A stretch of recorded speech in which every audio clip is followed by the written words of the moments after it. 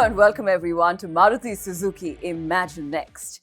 It's been eventful here at the Expo with Maruti Suzuki making some major waves across the entire event. Some pretty grand statements made towards the future of mobility with Maruti Suzuki. Not to mention the incredible launches and concepts on display today. There's so much to talk about, and who better to talk to than the MSIL leadership team themselves? I'm in the presence of royalty, is it? I've got with me Shashank Sir, Raman Sir, Partho Sir. Welcome, gentlemen. Welcome to, of course, the panel discussion. And very first, I'd like to start with you, Shashank Sir.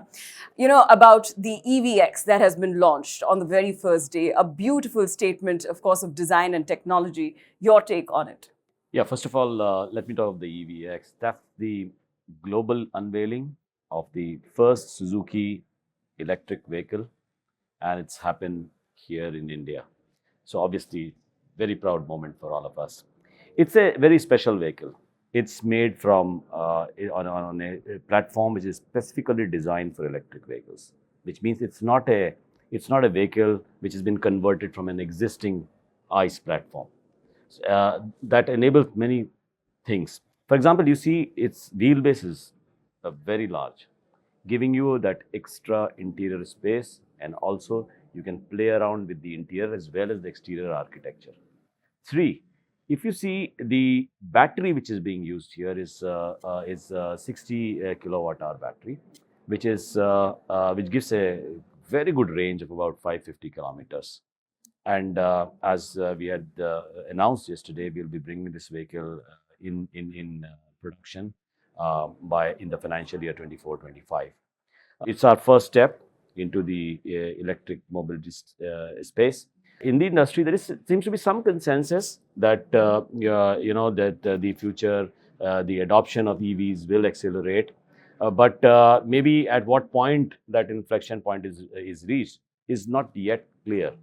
The projections are that maybe by 2030, 17 to 20% of the market will be EV. So this is one foray into the electric vehicle space for Maruti Suzuki in our larger objective to meet the emission requirements. And as you know, Ridhima, there is a lot of government push for emission control, and there is a big environment movement actually happening in the society. So obviously, electric vehicles will play a significant role in that, and therefore, I believe this step which we have taken is in the right direction for sustainability. While we talk about sustainability, but we have to also see the larger picture, and the larger picture is that currently in the world we have this concept of take, make, waste. And the system today is not a system which is actually pushing a high performance system and a low cost system. That's not there. We have to do that because that's in a larger picture. We have to talk about a circular economy, which means you have to use you have to give the products with the minimal use of resources, and that means that we will have a systemic change. Probably in the mobility space, we will have a system which is like more accessible, more affordable, and more effective. And there, I think, comes the concept of circular mobility. And I think Raman San is the best guy to talk about circular mobility. You touched upon it yesterday, sir. But if you could just explain, what you mentioned is that the entire ecosystem has to change. Circular mobility comes into place. It's about moving from cradle to grave, all the aspects of the manufacturing, the product, and end of life. The entire ecosystem, how do we build that is about circular mobility. And when we are looking at, as Maruti Suzuki, we are looking at the entire picture, and we are saying that from a product side, we are going to have multiple technologies in order to reduce our carbon footprint. So EV, as Shashank explained, is our foray into EV with the EVX concept is the first step. But apart from the EV concept, we are also having existing technologies which we are already are carbon reducing. so to speak. And as Maruti Suzuki, we have the lowest carbon emission in the industry. And we are improving our ICE engines. We have hybrid technology, both mild as well as strong hybrid. We also have the CNG portfolio. We have 14 models which have CNG. And now we are moving into ethanol space with E20 as well as flex fuel. So we have displayed a prototype here. So I think it's a wider, from a product perspective, this is what we are doing. And of course, there are a lot more from a manufacturing space, end of life, and of course we can talk more about that, including the at the dealerships and so on and so forth. Encompassing that would be circular mobility. Well, Shashank sir, now that we have clarity on what circular mobility is, but why does it find its importance and becomes even more imperative in today's day and age? Well, first of all, we have global warming, climate change, and in fact, people are saying sea levels are changing, and these are some of the factors that have led to this growing need for circular mobility, such as the rise in personal vehicles, which is leading to road congestions, which has also lowered, by some estimates, the global GDP. And also, I think since we are in the auto sector, we have to take care of that part of pollution in the cities that is caused by vehicle emission. Absolutely. Well, Partho sir, would you like to add to its importance in today's day and age as to why Maruti Suzuki is working towards, circular mobility and sustainability? Ridhima, I think Shashank has very well said the context actually of the circular mobility, why it is required. I would like to add here one thing. Today in the city infrastructure, the road takes a sizable amount of the space actually. So as Shashank rightly mentioned, we need to find out a way by which we can come with better options in order to take care of the public services, and that is going to play a major role in terms of the circular mobility. Well, so clearly there's no time like the present. Now, when it comes to adopting circular mobility, I'm sure, Raman sir, you had some great points that you'd made yesterday and even today. But having said that, if you could just tell us a little bit more about, circular mobility and how it is from MSIL's perspective. So I'll put it into perspective with that there are certain aspects which you need to look at from a circular mobility, which would be what is it that we are producing as product. So the product itself has a carbon footprint which it creates that can be reduced through various technologies, which we talked about: ethanol, CNG, and electrification and hybridization. That's one part of it. The other part of it is how are we doing that manufacturing process within our company itself, which is, and we as Maruti Suzuki are a zero discharge company. We do not use any groundwater. We have solar, we use solar energy, and we are also using CNG for our electricity generation.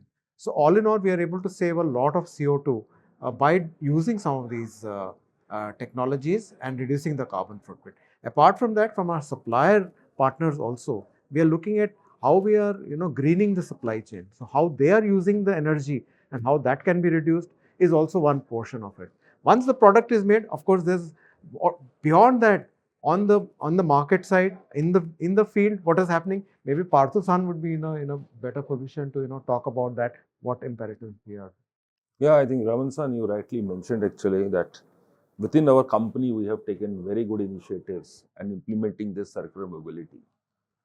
I would like to say in our dealership network also, obviously we are not able to do the CNG part of it actually, because we have got a spread of more than 4,500 workshops across the country.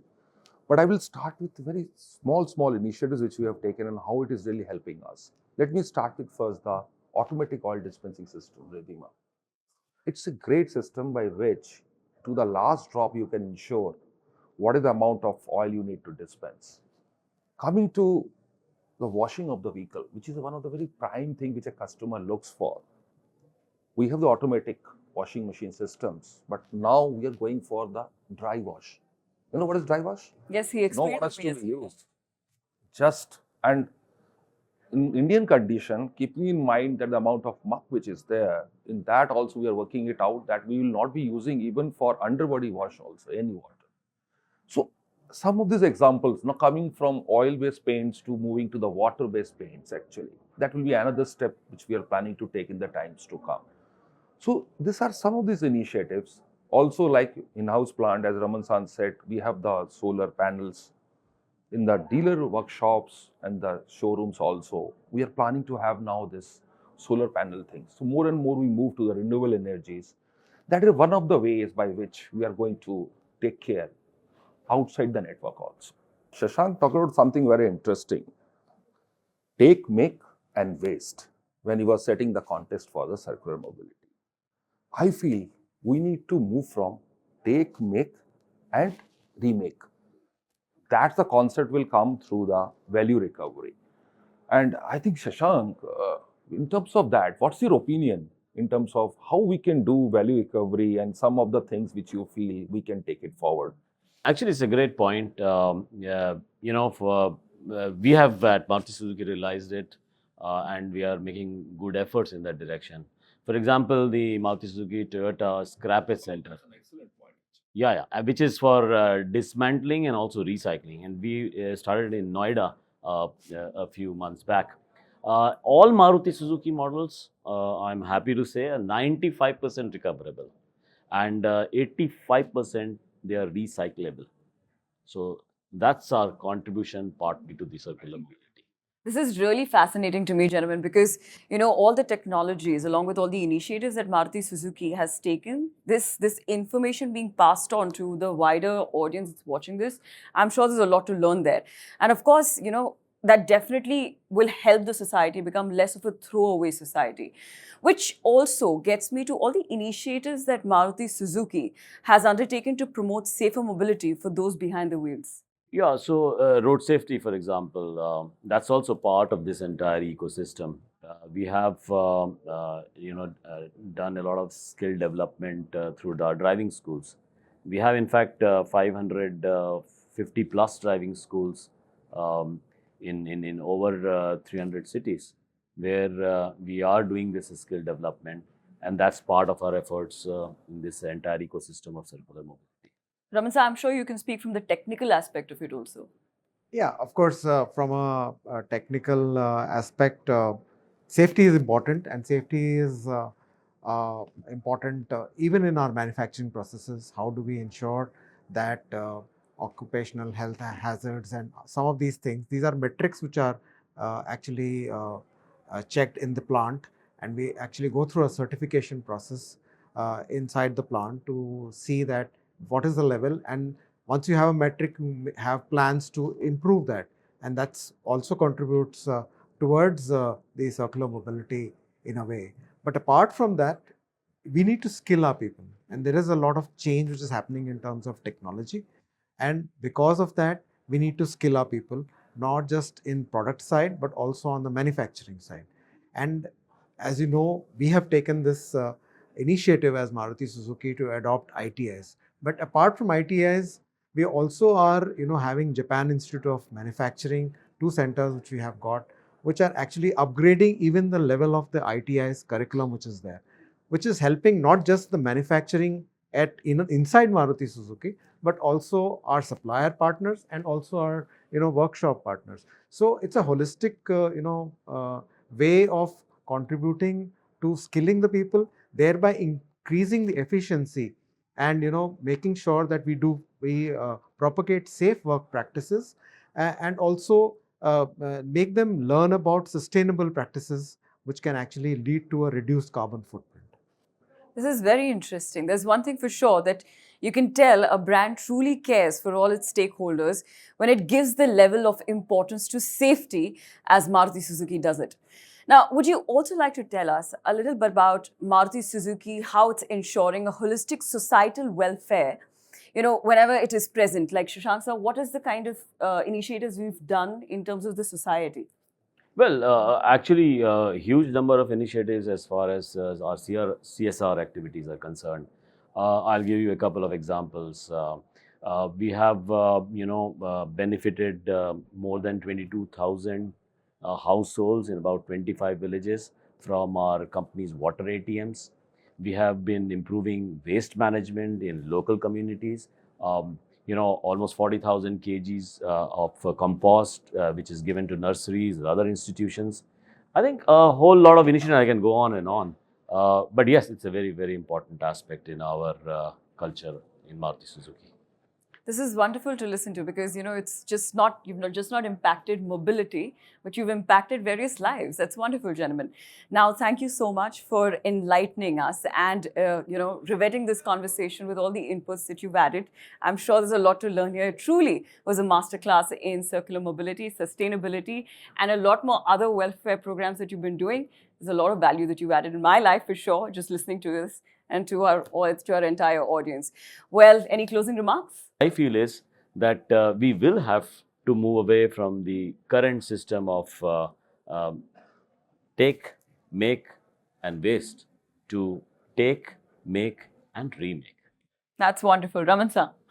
Well, a little different but similar kind of thought, that reduce, reuse, and recycle in every aspect of our business, and that's our commitment towards society as a responsible corporate.